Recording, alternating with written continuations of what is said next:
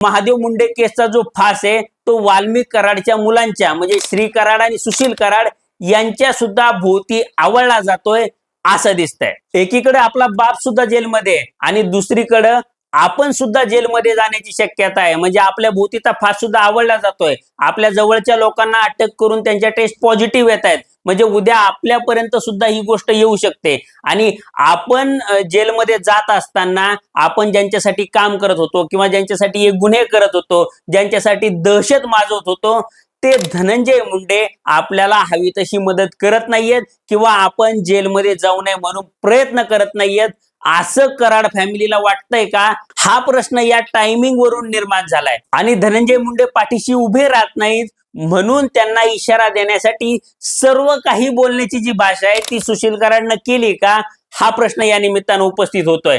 आणि त्याचा हा सर्व काही बोलण्याचा इशारा हा धनंजय मुंडेंसाठी होता असं आपल्या लॉजिकच्या तारा जोडल्यानंतर तरी लक्षात येत आहे।